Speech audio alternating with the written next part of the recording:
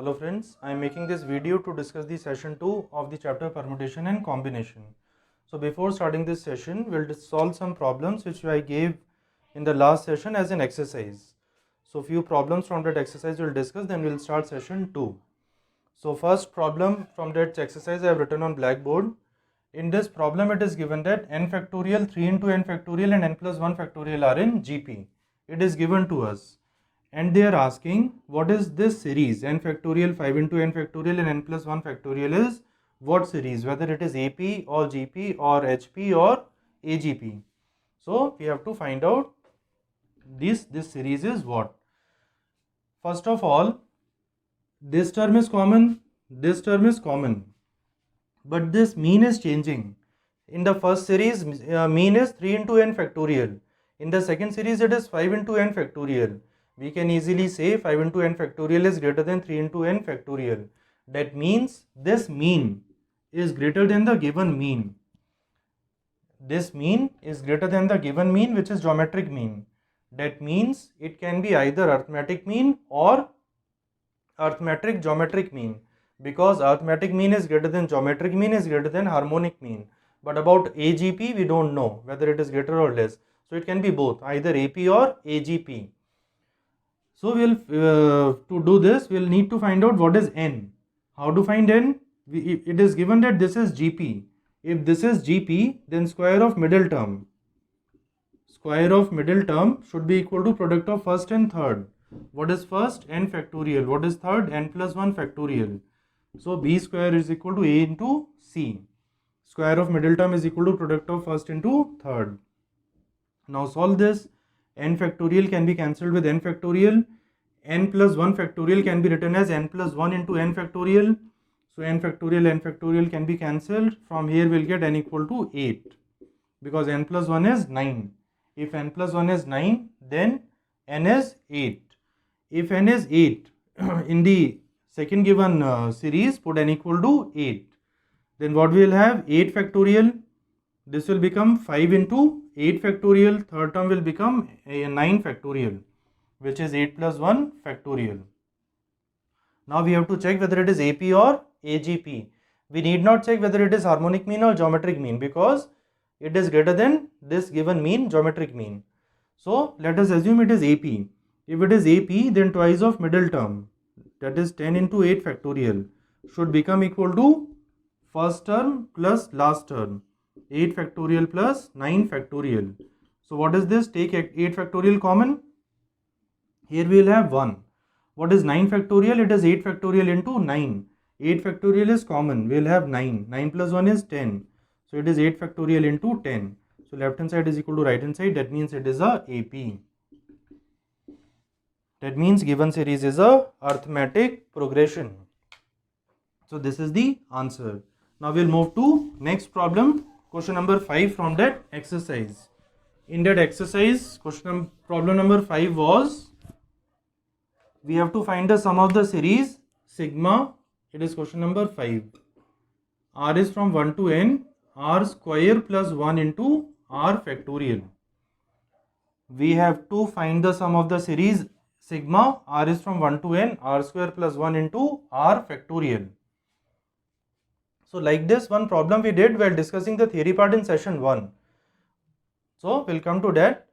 But how we did that problem? We did that problem by making consecutive brackets and then cancelling the consecutive terms. So how we can do in this case? There we did plus 1 minus 1. Here what we can do? It is a square plus b square. We know a square plus b square is equal to a plus b whole square minus twice of ab. So r square plus 1 can be written as r plus 1 whole square minus 2r. Sigma as it is from 1 to n. Then this total thing is multiplied with r factorial as it is. Now this is r plus 1 into r plus 1. R plus 1 square means r plus 1 into r plus 1. R plus 1 into r factorial will become r plus 1 factorial. So this first term will become sigma r is from 1 to n, r plus 1 into r plus 1 factorial. 1 r plus 1 we have written as it is, 1 r plus 1 we have multiplied with r factorial to get r plus 1 factorial. Now this second term we are writing in different sigma, because in plus and minus sigma can be separated. So we'll have r is from 1 to n, 2r into r factorial. 2 is a constant, can be taken common, it is r into r factorial. Now this is the problem we did in the theory part, sigma r into r factorial, and it is also similar to that, r into r factorial. Instead of r we have r plus 1. Like this problem we already know how to do. Write this r as r plus 1 minus 1. Here also we can do same thing, r plus 1 minus 1, because adding 1 and subtracting 1 will not affect the value. Then what we will have, r is from 1 to n, r plus 1 minus 1. This r plus 1, this plus 1 minus 1 we are doing to split it in the different brackets. Then r plus 1 factorial is outside, this as it is, minus 2, this sigma as it is, r is from 1 to n. This r we can write as r plus 1 minus 1 and r factorial outside as it is. Now this is r plus 2, this thing total is r plus 2, r plus 2 into r plus 1 factorial, right? R plus 2 into r plus 1 factorial will become r plus 2 factorial, r is from 1 to n, r plus 2 factorial, minus 1 into r plus 1 factorial, so minus r plus 1 factorial. So this is first sigma, minus twice of r plus 1 into r factorial, this thing r plus 1 into r factorial will become sigma as it is, r is from 1 to n, r plus 1 factorial, and this minus r factorial, minus r factorial as it is. Now what is this r? Now we can put the values of r and make the consecutive brackets. Now consecutive terms will get cancelled, because it is r plus 2, it is r plus 1. So it will go on decreasing by 1, 1, 1, and consecutive terms will cancel. We'll see how. Put r equal to 1. On putting r equal to 1, we will have 3 factorial minus 2 factorial, bracket number 1, plus, because of sigma we will add all the terms. R equal to 2 means 4 factorial minus 3 factorial, bracket number 3. R is 3, 5 factorial minus 4 factorial. It will go on, it will stop at what? Last term. N plus 2 factorial, n plus 2 factorial minus n plus 1 factorial, n plus 1 factorial. So this is the expansion of sigma number 1. Now we have another sigma. So let us put this bracket, and for sigma number 2 we have 2 common.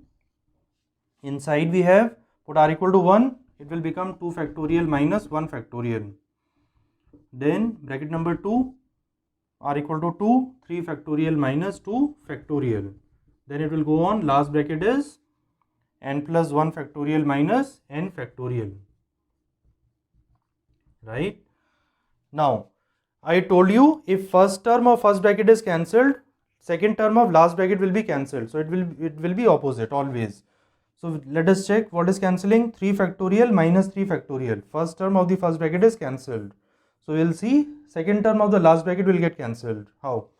This 2 factorial will not get cancelled, then 4 factorial minus 4 factorial. Everything will get cancelled. Here first is cancelled, here last will be cancelled. Final answer will be n plus 2 factorial minus 2 factorial. This is the output from bracket number 1, plus, minus twice of, minus twice of, minus twice of output of bracket number, this sigma number 2. This 2 factorial, here we have minus 2 factorial. So first term is cancelled, here last term will be cancelled. We will have n plus 1 factorial minus 1, twice of n plus 1 factorial minus 1. Write this here. What we will have, n plus 2 minus 2, and this is minus minus plus 2. So this minus 2 and plus 2 will become 0. We will have n plus 2 factorial minus twice of n plus 1 factorial, n plus 1 factorial, because plus 2, this minus 2 plus 2 will get cancelled, will become 0. Then what we will have, we can take n plus 1 factorial common. If we are taking n plus 1 factorial, here we will have n plus 2 and here we will have 2. So n plus 2 minus 2 will become n. So it is n plus 1 factorial into n. So this is the answer. This is given in option number C. So C is the answer, n plus 1 factorial into n. So like this we can do. Here what we have to remember? We have to remember how to solve the sigma like this. Then given in given form we can reduce it to this form. Then we know how to solve this, plus 1 minus 1. Now we will do next problem, question number 9. In question number 9 we have to find the number 24 factorial is divisible by what? In next problem, question number 9 in the given exercise which I gave in last session, question number 9 is the number 24 factorial is divisible by what? 4 options are given. What are those options? Question number 9. These options are 24 factorial. Options given are 6 power 24 or 24 power 6. Another option given is 12 power 12. Another option given is 48 power 5. So we have to find this 24 factorial is divisible by what? This 24 factorial is divisible by what? Whether it is divisible by this or it is divisible by this or it is divisible by this, we have to find. How to check whether a given number is divisible by anything? A given number will be divisible by any number if that is available as a factor in that number. So what we will do, look, what is 6? It is 2 power 24 into 3 power 24. What is 24? 8, 3. So 2 power 18 into 3 power 6. What is 12? 4, 3. So 2 power 24 into 3 power 12. What is 48? It is 16. So 2 power 20 into 3 power 5. So in this, the exponent of 2 is 24, exponent of 3 is 24.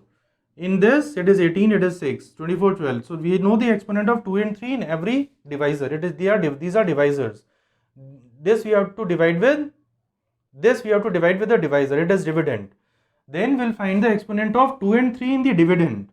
If the exponent of 2 and 3 in the dividend is more than what is required in the denominator, then it is divisible. Otherwise, we'll get the fraction as answer and it is not divisible. So this question is simply find the exponent of 2 and 3 in 24 factorial. What is exponent of 2? 24 by 2 plus 24 by 4 plus 24 by 8 plus 24 by 32. Here we have to stop because after that everything will be 0. It will give 12, it will give 6, it will give 3, it will give 1. Now we will have 6, 9, 10, 22. So exponent of 2 is 22 into, what is exponent of 3? How to find exponent of 3?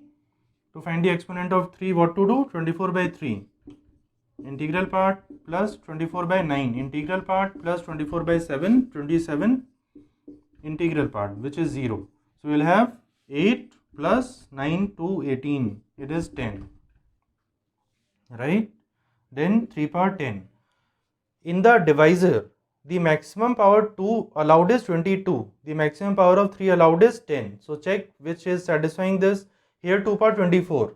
It is greater than 22. Not allowed. Denominator is greater than numerator. If not greater, exponent of 2 is greater.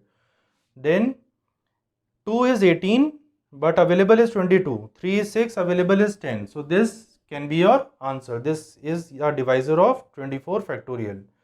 Then next is 224. 224 not available. So this is not the answer. Then 223.5. 223.5. This can also be the answer. So there are two options possible. 24 power 6 and 48 power 5. Both are the divisors of 24 factorial. So to find a divisor, what to do? We have to check whether we have to split it into prime factors, and then we have to see what is the exponent of those prime factors in the denominator. The exponent of prime factors in the denominator should be less than the exponent of prime factors in the numerator. So numerator should be greater, then only it is divisible. Now we will do question number 10 from the given exercise. Question number 10 is the last non-zero digit in 20 factorial. In next problem, we have to find the last non-zero digit in 20 factorial. 20 factorial.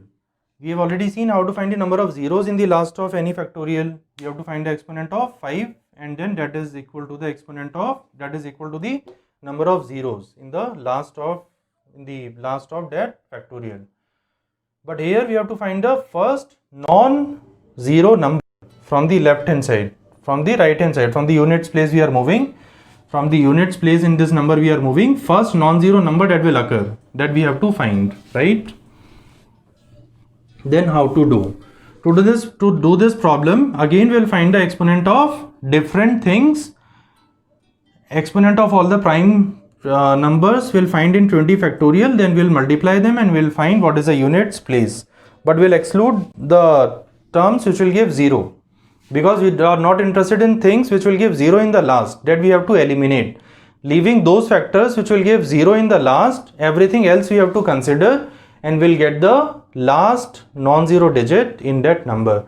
So we are only interested in the last digit. So totally we need not multiply, we'll only multiply the last digits of all the prime factors of this number, excluding those which are providing 0, because we have to eliminate zeros, we don't want to consider zeros. So first we'll find the exponent of 2. There are how many prime factors? 2, 3, 5, 7, 11, 13, 17 and 19. These 8 prime numbers, their exponents we'll find out. What is exponent of 2? 20 by 2. This we know how to find the exponent of any prime number. 20 by 8, 20 by 16, 20 by 32 will give 0. Then we will have, this is 10 plus 5 plus 2 plus 1. It is 15 plus 3, 18. So exponent of 2 is 18. So 2 power 18 in 2. So we are breaking this 20 factorial in multiplication of prime factors.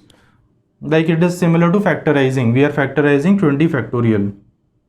Then we have to find the exponent of 3. We have to find the exponent of 3. How to find exponent of 3? 20 by 3 factor, integral part, 20 by 9 integral part, 20 by 27 integral part, which is 0. Then this is 6 plus 2, which is 8. So it is 3 power 8. Now we will have to find the exponent of 5, because 4 is not a prime number, that is included in 2 power 18. Exponent of 5 is 20 by 5, then 20 by 25. 5 square is 25. This is 0, so this is 4. So exponent of 5 is 4. Then we have to find exponent of 7. 7 square is 49, so only one thing, 20 by 7, which is 2. So exponent of 7 is 2. Then we have 11. Exponent of 11 is only 1. Exponent of 13 is only 1. Exponent of 14, 15, 16, 17 is only 1. Exponent of 19 is only 1. But how many zeros you will have? There are 4 5s and 4 2s it will take with 5. 5 will collect 4 2s from here and it will produce zeros. So 4 5s we don't want, because it will be used to give the zeros in the last. It will also consume 4 2s. So total 2s were 18. 4 are consumed in producing zeros. Balance is this. So this is the factors which are not giving zeros. If we are multiplying these together, we'll get the last digit. In fact, if we are multiplying, we'll get the total number. But we don't want total number, we want only last digit, non-zero digit. Because zeros we have eliminated. Now we are only interested in last digit. 2 power 14 is a very, very large number. But we know there is a sequence that we have to learn and we have to remember. What is that sequence? 2 power 1 is always 2. 2 power 2 is last digit is 4. We are finding what is the last digit, how it is varying in different powers of 2. 2 power 1 is last digit is 2.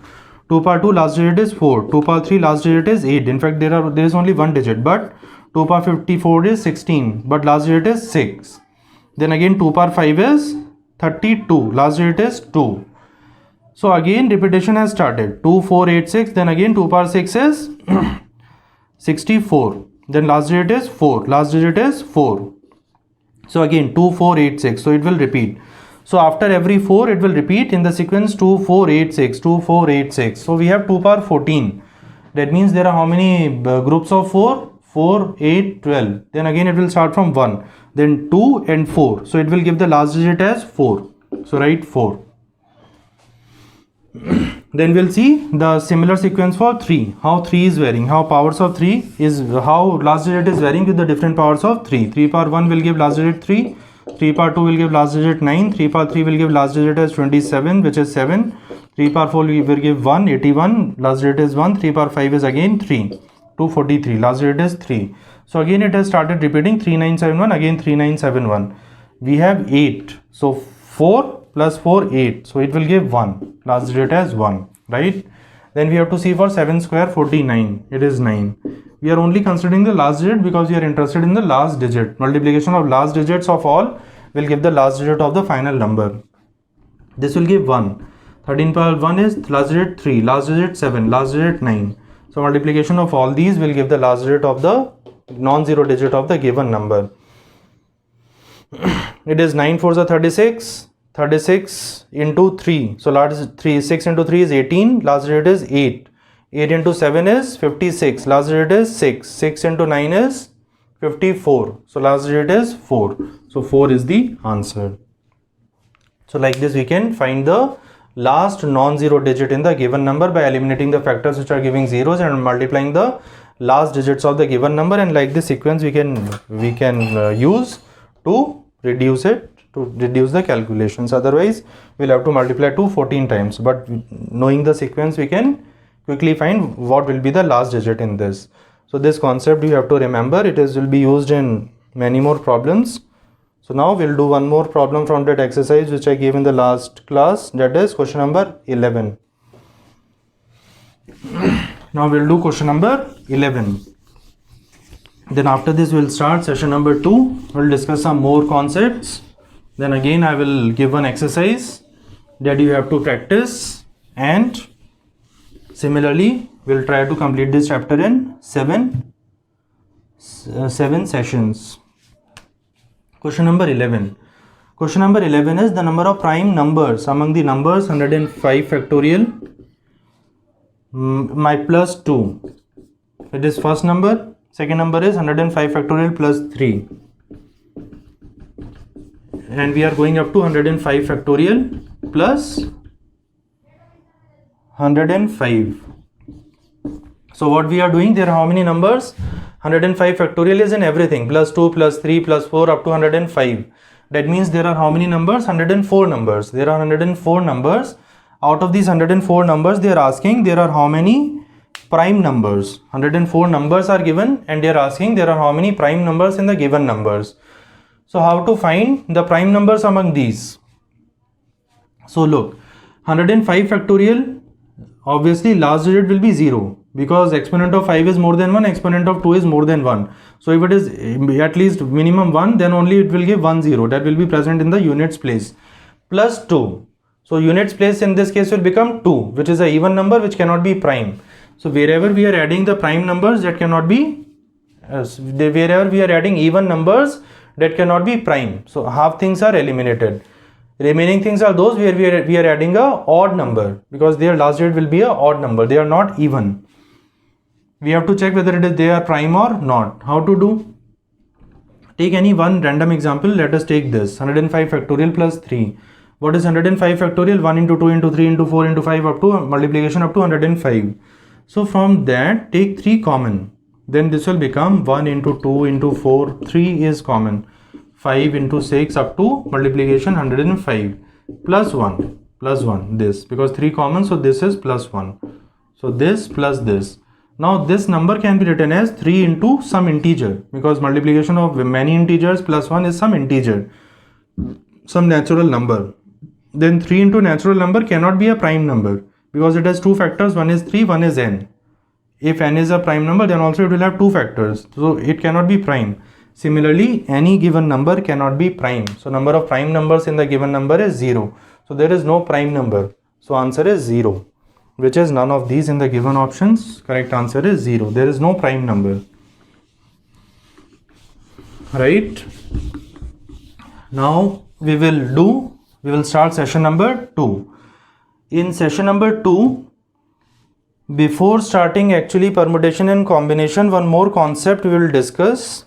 That is divisibility test. Divisibility test. What is divisibility test? Divisibility test means we'll try to find out whether a given number is divisible by a given number or not. Divisibility test. So already हम करते आए ये ऐसे problems divisibility test. जैसे हम we know that even number is always divisible by 2. So if we want to find out whether a given number is divisible by 2 or not, what we do, we check the units place. If unit place is a even number, that is divisible by 2, otherwise it is not divisible by 2. But how to check whether a number is divisible by 7 or not, how to check whether it is divisible by 11 or not, that we'll discuss. Before that, I'll revise the basic thing also. Test a number is divisible by 2 if what? Units places even number. Units places even number. All of us know. Okay, this we know. How to check whether a number is divisible by 4 or not? It is divisible by 4 if last two digits are divisible by 4. How to check whether a number is divisible by 8 or not? A number is divisible by 8. Already we know all these things. A number will be divisible by 8 if last three digits are divisible by 8. Similarly, generally we can write a number will be divisible by 2 power t, where t is any natural number, if last t digits are divisible by 2 power t. ठीक है. अगर a number will be divisible by 2 power t if last t digits are divisible by 2 power t. Another thing before that we need not consider. We have to consider only last t digits. If last t digits are divisible by 2 power t, then number will be divisible by 2 power t. So this is the test for divisibility with 2 and any power of 2. Now we'll do same test for 3, or first we'll do for 5. For 5, how to do? A number will be divisible by 5 if units places either 5 or 0. If units places 5 or 0, then it will be divisible by 5. It will be divisible by 5 square if last two digits are divisible by 25. It will be divisible by 5 cube, 125, if last three digits are divisible by 125. A number will be divisible by any 5 power t if last three digits are divisible by 5 power t. So this is the similar to 2 power t. You have to check the last t digits. Then we will check the divisibility before 3. Divisibility by 3. How to check whether a given number is divisible by 3 or not? A number will be divisible by 3 if the sum of digits is divisible by 3. If the sum of digits is divisible by 3, then number will also be divisible by 3. It is the divisibility test. Similarly, n divided by 3 power n divided by 9. How to check for 9? It will be divisible by 9 if the sum of digits is divisible by 9. So like this you can check the divisibility with multiples of 3. Not multiples of 3, powers of 3. We have seen the multiplication for 2, 3 and 5 and their powers. Now we'll find out how to check whether a given number is divisible by 5 we have seen, 2, 3, 5 we have seen. How to check whether a number is divisible by 7 or not. Then we'll find out how to find whether it is divisible by 11 or not. How to find whether it is divisible by 13 or not. In short, we'll try to find out how to check whether a number is divisible by any prime number. Because you need not check whether it is divisible by non-prime number or not. Because non-prime number means we have to break in prime factors. And if the number is divisible by all the prime factors, we can say it is divisible by that non-prime number. So we only need to learn the method to find the method to check whether it is divisible by prime number or not. Because non-prime is made up of multiplication of prime numbers only. So we'll check the divisibility test with 7. How to do? So for this, what we have to do, we have to check whether a number is divisible by 7 or not. What we have to do this, we have to subtract the twice of last digit from the remaining number. If this remaining number is divisible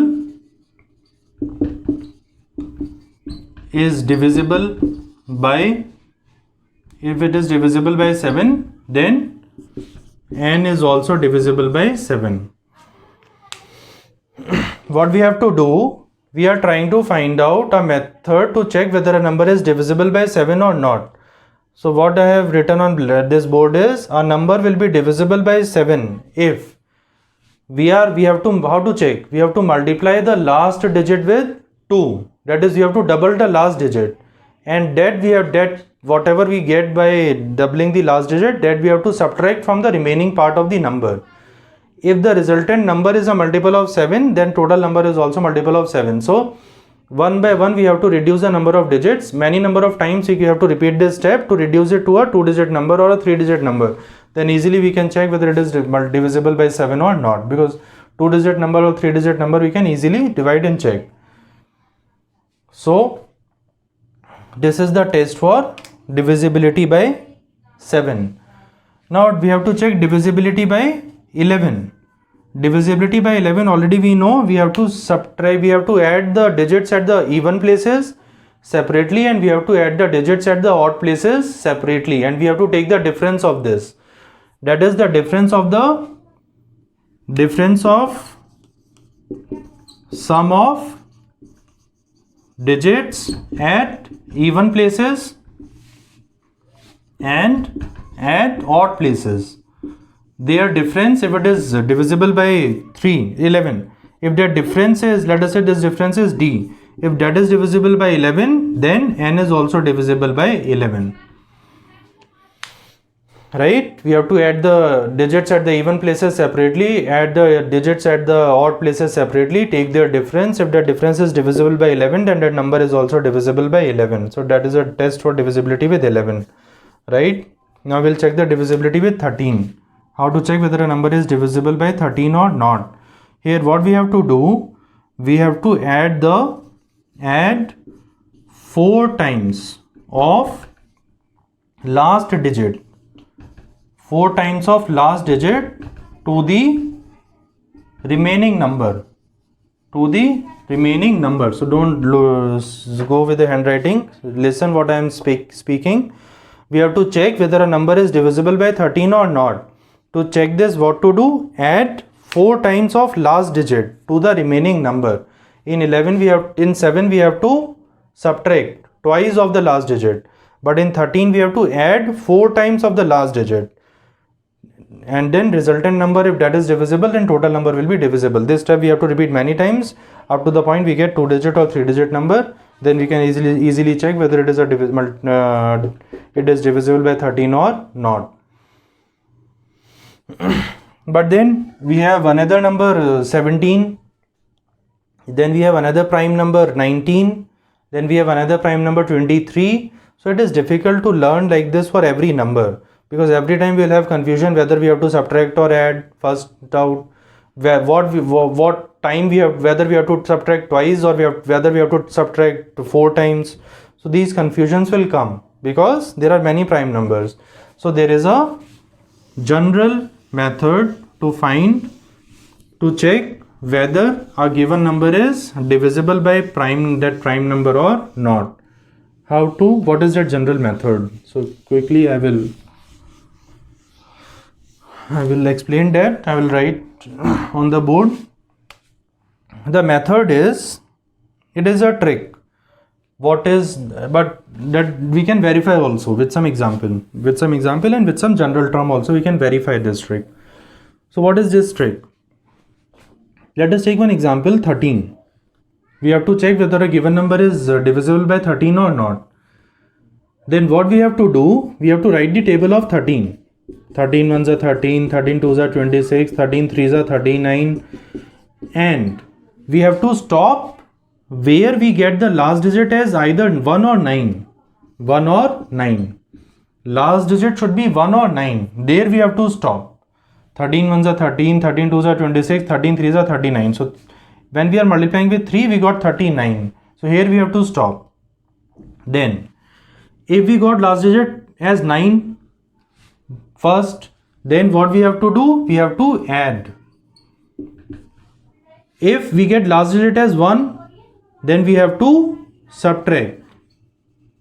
First doubt cleared. If we get in case of 17, look at 17. 17 ones are 17, 17 twos are 34, 17 threes are 51. Here we got last digit 1 before, because somewhere any multiple we can give last digit 9 also, but in this from starting in first time we got 1. Either we get 1 or 9, we have to stop. So before 9 we got 1. So in 1 we have to subtract. So in 7 to find whether multiple of 17 or not, we have to subtract. But in case of 13 we have to add. One doubt cleared. Subtract or add, we have to write the table and check the first last digit should come either 1 or 9.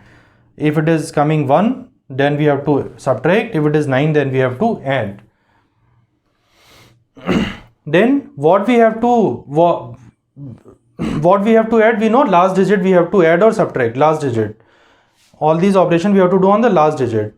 But how many times of the last digit? Somewhere we are saying twice of last digit, somewhere we are saying 4 times of last digit, somewhere it is only 1 time of last digit. Then how to check how many times of last digit? That we have to do by, if last digit is 9, then look at the digit which is before 9. It is 39. Then what we have to do? We have to do 3 plus 1, 4. In case of 9, we have to add 1 to the preceding number, to the number at the tens place. If it is 3, we have to make it 4 by adding 1. Now 4 times, because of 9 we have to add. So 4 times we have to add. If it is 1, then we have to subtract. But what we have to subtract? This preceding number, tens place number 5 times. So 5 times we have to subtract.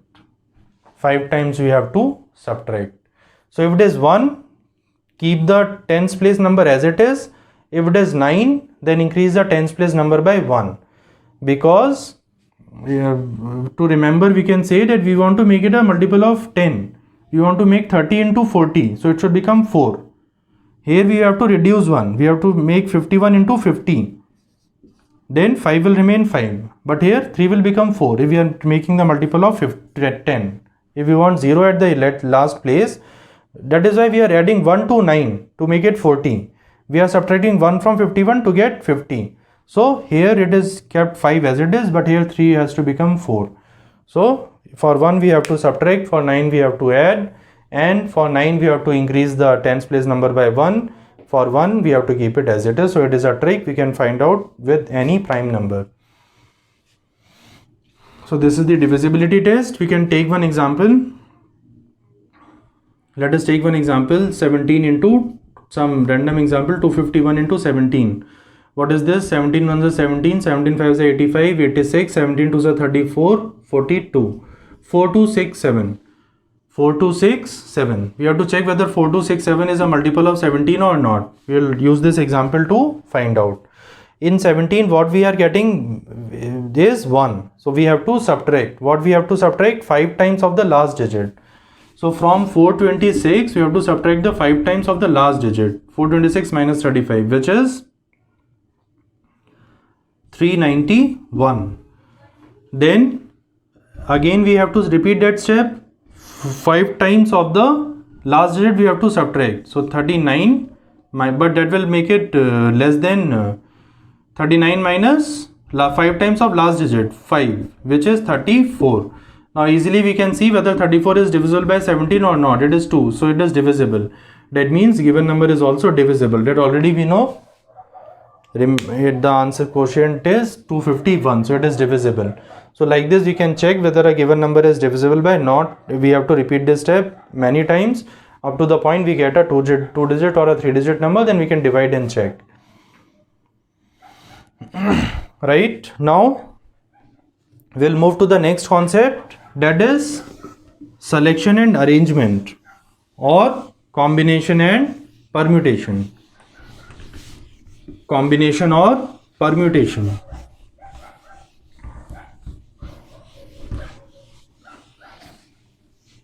Combination means combination. We are studying permutation and combination, but in permutation and combination, before permutation, combination comes, because the meaning of combination is selection.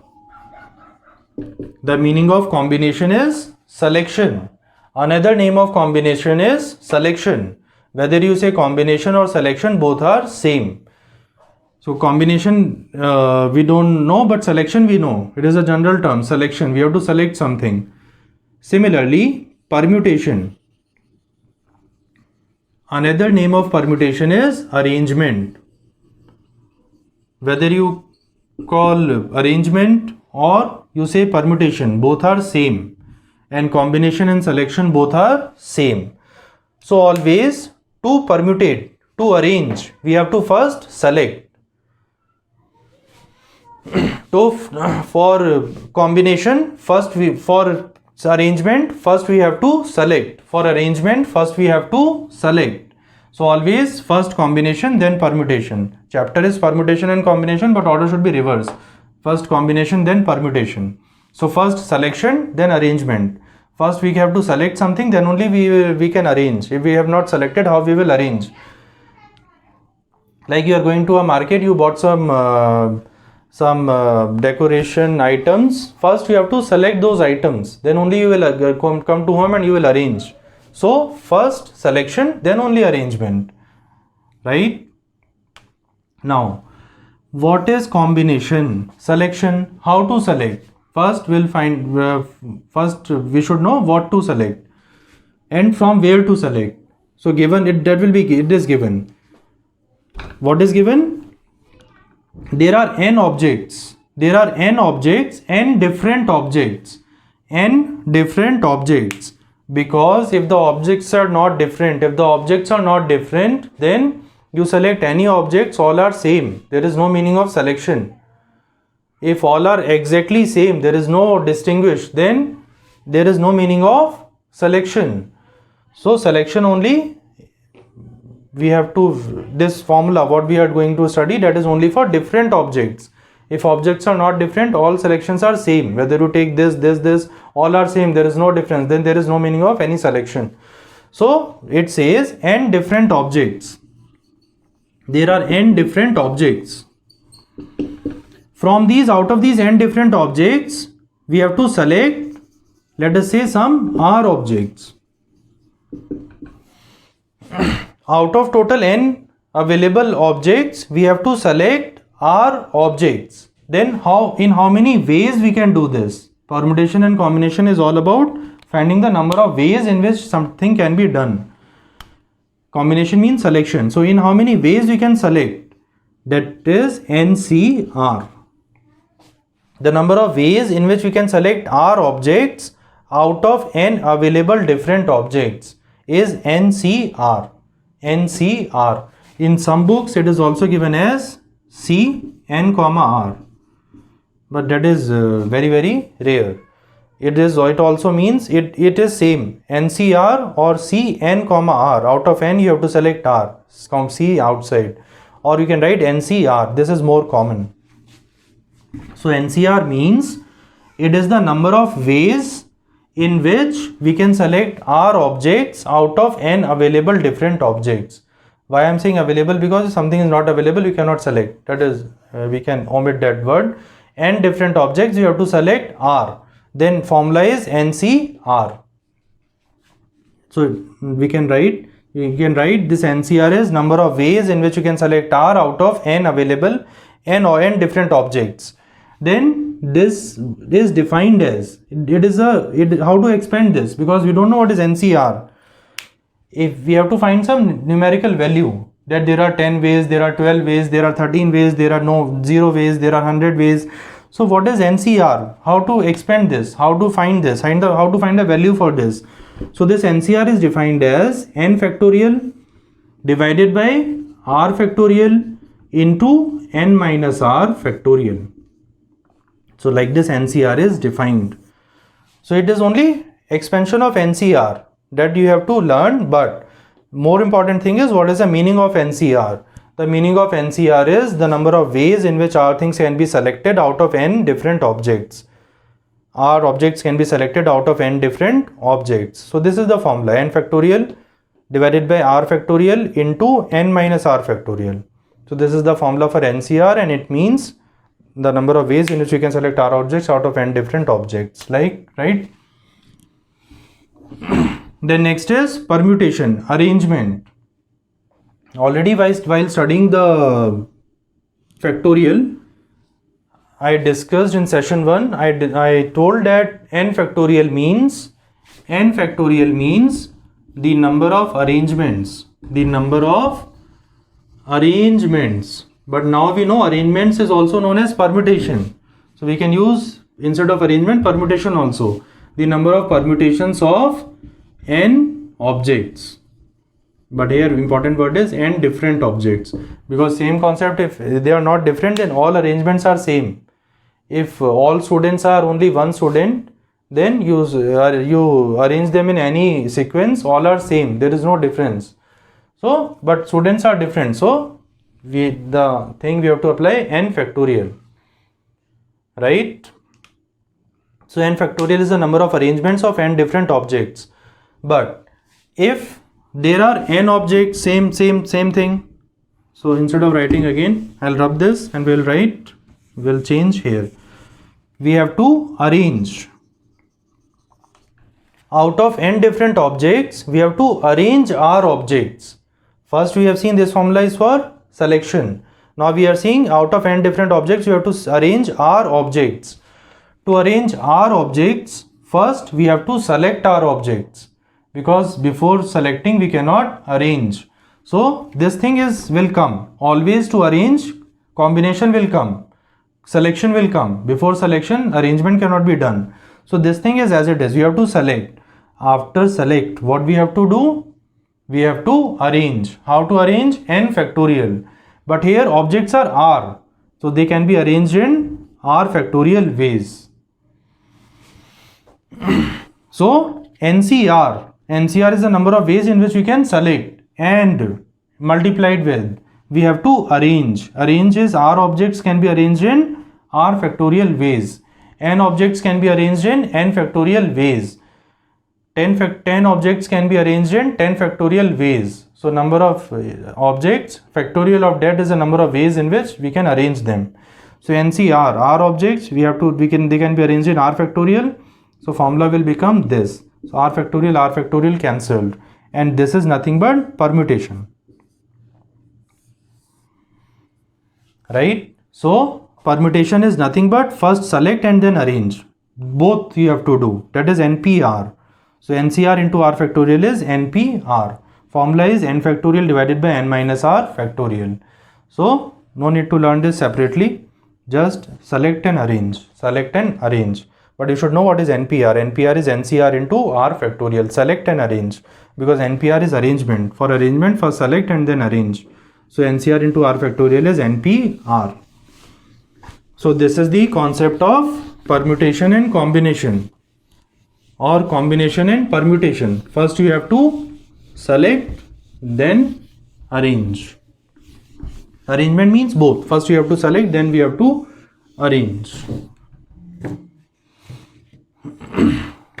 Then we have to study. Here important thing is, basic thing is what we are writing, NCR.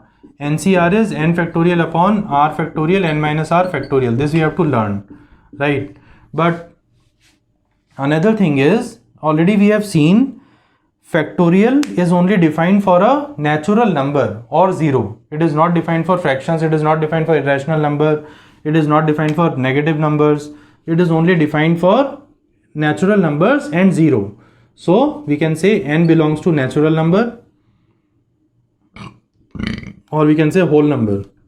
Okay, because it can be 0, but if it is, we have to select something from 0, answer is only 1. There is only one way, we cannot select, no way, 0 ways, right? Then what is R? R is out of n objects, we cannot select more than n. So naturally R should be equal to or less than n. You cannot select more than n out of n. So R we have to select. So R cannot be more than n. It should be less than n. It cannot be less than 0. If it is less than 0, how will select negative? There are 5 toffees. Select -1 toffees. How to do? Not possible. Either you can select 1, 2, 3 or 4 or 5 or 0. So it should be 0 or greater than 0. So that thing is it is very obvious that we cannot select more than n objects out of available n objects. Then we have to see the number of you can follow any book from permutation and combination. All these things will be given. You can mark these formulas in that book, and then you can revise. What is the meaning of these formulas? I am explaining. The number of arrangements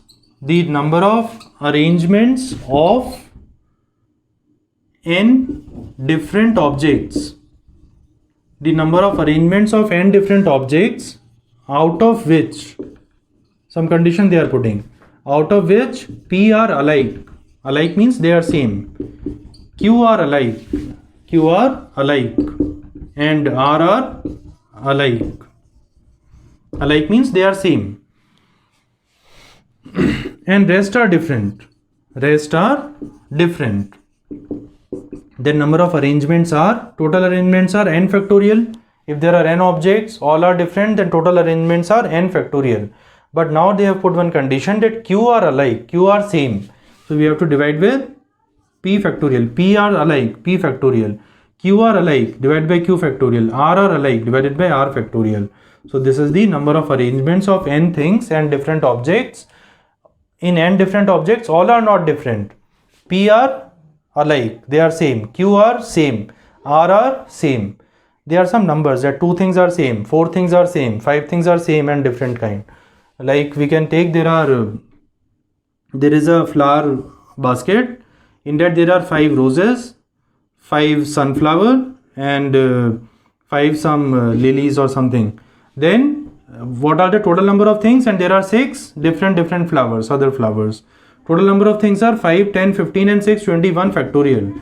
But out of these 21, 5 are similar. All are roses. 5 are sunflower. 5 are lilies. So like this we can find the number of ways in which they can arrange. If all are different, then answer is 21 factorial. But all are not different. So number of ways in which you can arrange will reduce. Because changing their position among themselves will not affect the arrangement. That will remain same. Right? So this is the formula. If P things are same, Q things are similar, R things are similar. So total divided by this. Right? Now next is the number of permutations of n different things taken R at a time. Next is, now basic concept we have covered. Now different conditions we'll put and we'll find out what change it will make in the given formula. Now next is the number of permutations of n different things, arrangements or permutations are same, and different objects out of taken R at a time. Now they are saying that there are n different objects, but all they are not asking to arrange. They are asking only taken R at a time. At a time we have to take only R. Out of n things you have to take R and we have to arrange.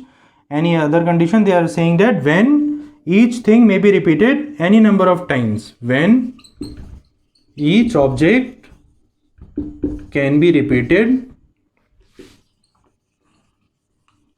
any number of times. When each object can be repeated any number of times. What is the meaning of this? There are n objects, we have to select r objects out of those, and then we have to arrange them such that each object can be repeated any number of times. That means how many places we have to fill? R. Let us say these are R places. These R places we have to fill. Total available objects are n, right? But they are, now important thing is these n objects can be repeated any number of times. That means there are n different objects, and every object the quantity is more than 1. It is at least, we can assume it is at least equal to r, because in the problem they have given that it can be repeated any number of times. So n different objects, but each object quantity is more than r. So like there are five type of clothes. One, we have coat, then we have shirt, then we have, let us say, tie, right? There are many coats, there are many shirts, there are many ties, many, quantity is unlimited, but 3 types. So n type of different objects, but each quantity is more than 1.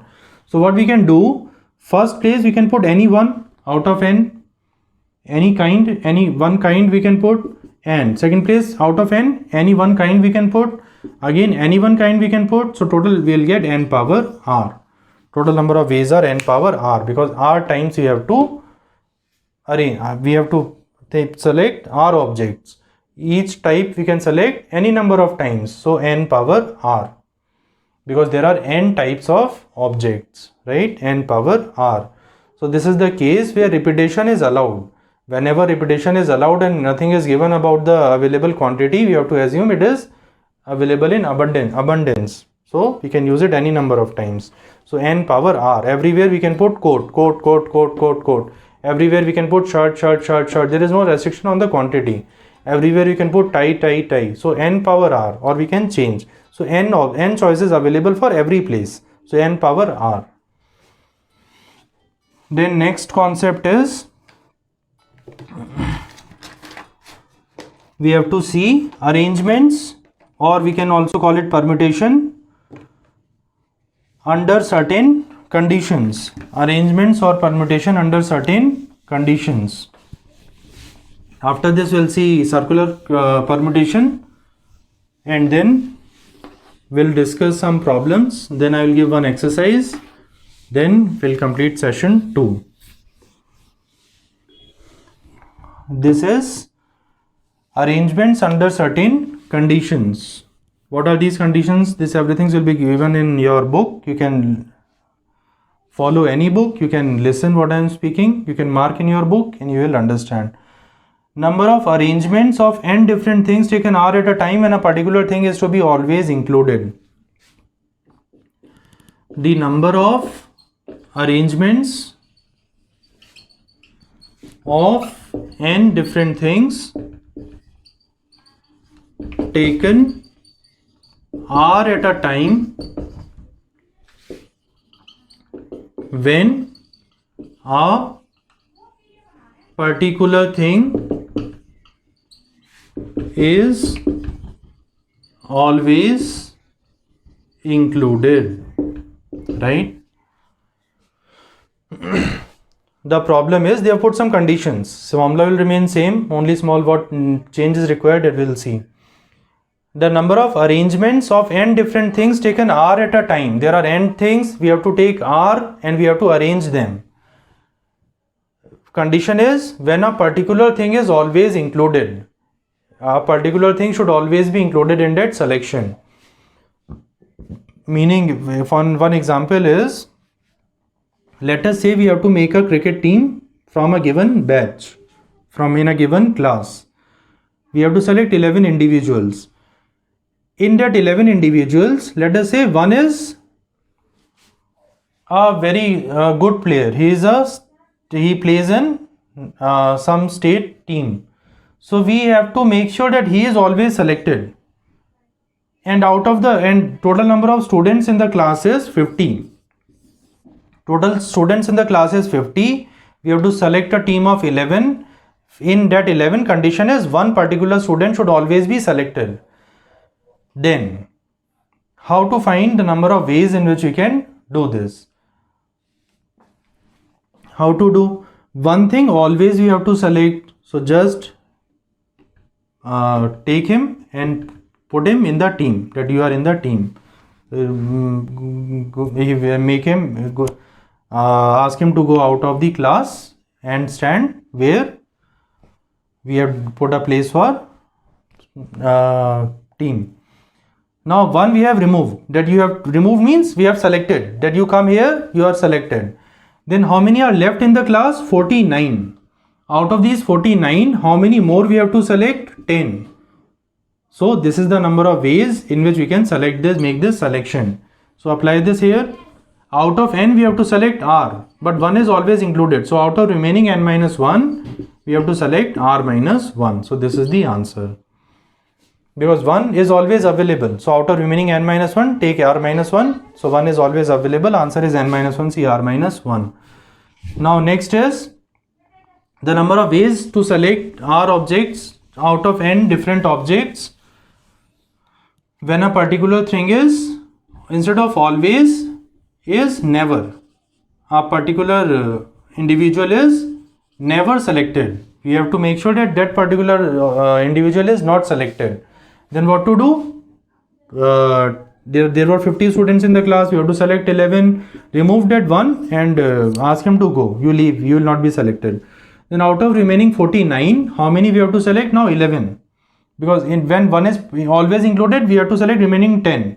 But here out of remaining 49, we have to select total 11. So number of ways are 49C 11. Here we will see it is n minus 1C r. So this is the answer when 1 is never included. N minus 1C r. Out of available n minus 1, select r. Now next is number of arrangements of n different things taken all at a time. Taken all at a time when m things are always together.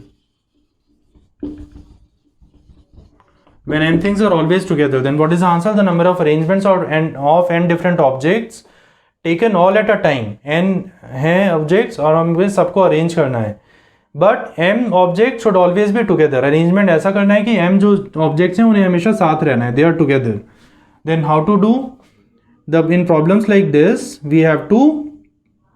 I will take one example. Let us say there are A, B, C, D, E, F, G. And what are the vowels? A, E, I, O, U. Let us say these are some objects. 1, 2, 3, 4, 5, 6, 7, 8, 9, 10. There are 10 objects. We have to arrange them, but condition is all vowels should be together. What are the vowels? A, E, I, O, U. 5 vowels. So take a bag, carry bag, and put all the vowels in this carry bag. A, E, I, O, U. So if they are in the carry bag, they are always together. Now there is one carry bag and 5 more objects. B, C, D, F, G. So one carry bag and 5 objects. In these 5, there is no condition that they have to be together. So there are how many things? 5 plus 1. One carry bag plus 5 objects. 6 things. They can arrange in 6 factorial ways. Multiplied with inside the carry bag, they can arrange. Vowel should be together. All are together. But together also they can make different arrangements. Inside the carry bag, they can make different arrangements. So that they can do in 5 factorial ways. Because of 5 objects, they can arrange in 5 factorial ways. So this is the answer. So in this case, what will be the answer? N objects, n minus 1 objects, n plus 1 carry bag. N minus m objects. M things we have put in carry bag. So n minus 1 objects plus 1. N minus m plus 1 factorial of this. And into m factorial. So this is the answer for this. N minus 1 plus 1. 1 carry bag plus remaining. N minus m plus 1 factorial into m factorial. Inside the carry bag they can arrange in m factorial ways. So whenever the problem is like this, that something should be always together, take a carry bag and put them in that carry bag and take that carry bag as one thing and then multiply with inside the carry bag they can arrange. So multiplied with that factor. So this is the answer.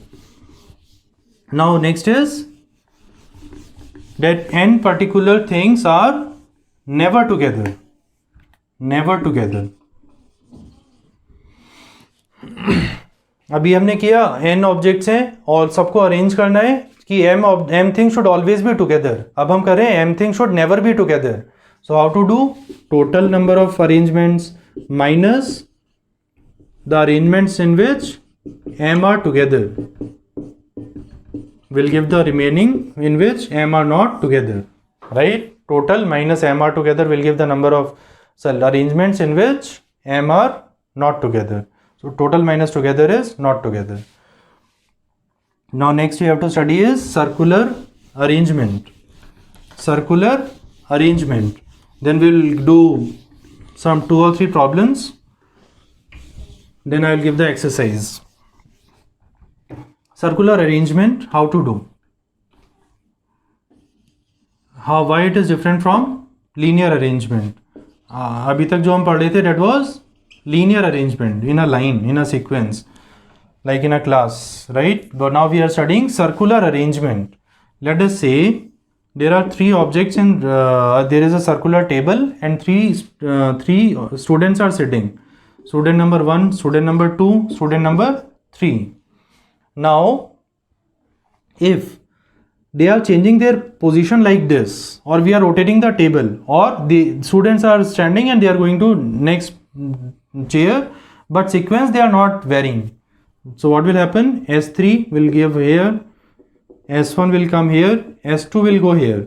So their sequence is same, that is S1, S2, S3 are in anti-clockwise sense.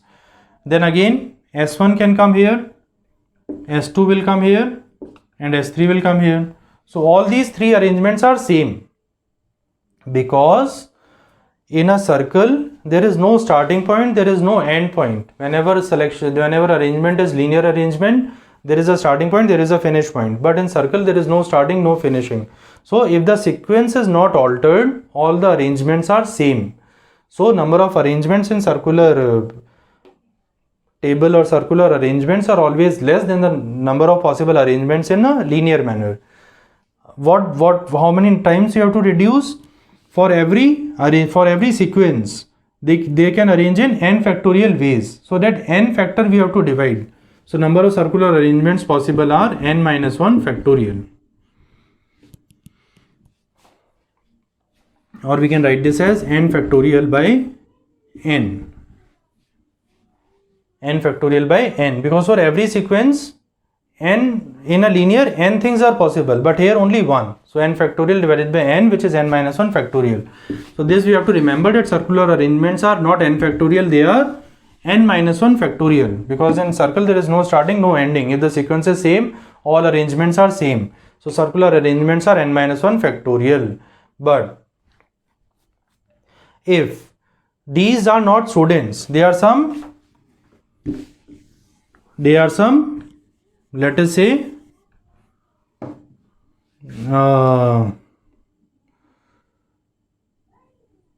some necklace or garland, or some not necklace, take some flower. There are some flowers, right? Flowers, or we can also take some what we have, small objects like small balls. We have a tennis ball, right? B1, B2 and B3, right? Then what will happen? B1, B2, B3, it is a selection, but consider another arrangement. B1 has come here, B2 has come here, no, B1 is here, B3 is here, and B2 as it is. So what is the difference between this and this?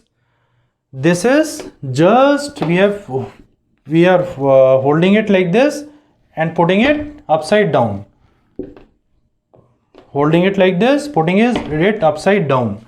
With balls we can do this, because, or a marker we can do this, duster we can do this. This is this, we keep it either this or this, both are same. But with persons we cannot do this. A person should be sitting with head upwards and leg downwards. But any object like some duster, some marker can be put like this or like this. So here this clockwise and anti-clockwise both are same. So that means the number of arrangements will reduce because both are same. So in this case answer is n minus 1 factorial by 2. So this thing we have to remember. If there is feasibility of if it is the case that keeping the objects upside down or otherwise is same, then answer is n minus 1 factorial by 2 because they are same. With their garlands or there are some objects, we can keep like this, we can keep like this, both are same, then the number of arrangements are n minus 1 factorial by 2. Like हम एक garland ले लेते हैं. एक garland है जिसमें 5, 6, 10 flower हैं, जितने भी फ्लावर हैं. इसको चाहे हम ऐसे रखें या ऐसे रखें, गार्लैंड तो एक ही है, उसका अरेंजमेंट तो फ्लावर्स का वही है. सो clockwise or anti-clockwise both are same. So here number of arrangements possible are n minus 1 factorial by 2. But अगर individuals हैं, they cannot be put upside down. Then answer is n minus 1 factorial. So this you have to understand in circular arrangements or circular permutations. Right, then again last thing is restricted arrangements or restricted permutations in circular arrangement. What is this restriction is? Out of n, all we need not arrange. We have to select only r. So select r into r minus 1 factorial. If upside down is same, there it is garland or something, then r minus 1 factorial by 2. So these are the number of ways in which we have to arrange r objects in circular manner from n. So r objects out of n objects in circular manner but divided by 2 because upside down is same. So this or this, that we have to decide whether to apply this or this. If it is an individual or some object which cannot be put upside down, we have to use this. If it is can be put like this or like this, then it is by 2. So that is all for theory part for session 2. Now we'll do some 2 or 3 problems and I will upload the exercise. Then one example we can do while discussing theory. I have explained everything, so you can try the problems from notebook, from your book, and you will also have to do the exercise. One problem we can take: how many words can be formed from the letters of the word Arihant by rearranging them? There is a word Arihant. From this Arihant, how many arrangements you can do? Look, there are how many objects? 1, 2, 3, 4, 5, 6, 7. There are 7 objects, so 7 factorial. Now check whether anything is repeated. A is 2 times, so divide by 2 factorial. R is 1 time, I is 1 time, H is 1 time, N is 1 time, T is 1 time. All other things are different. So this is the answer. 7 factorial divided by 2 factorial. In these many ways we can arrange the letters in the word Arihant. Now next we can do some basic formulas you can easily apply and find out. Next is, a child has 4 pockets and 3 marbles. In how many ways the child can put the marbles in its pockets? There are 4 pockets and there are 3 marbles. Marbles are 3. In how many ways that child can put the marbles in his pockets? With marble number 1, he will think whether I should put in first pocket, second, third or fourth. He will have 4 choices because there are 4 pockets. Then again after putting first marble, he will think 1, 2, 3 or 4. He will have 4 choices. Then again he will think 4. So answer is 4 power 3. So like this you can do the problems. Right. Now I will upload the, if you have any doubt, you can ask in the comment section, and I will upload the exercise for this session. There will be total 11 plus some 16 problems. There will be 27 problems that you can practice and you can ask the doubts. After completing all the 7 sessions, we'll do the problems from previous year IIT JEE papers. So that is all for today. Thank you.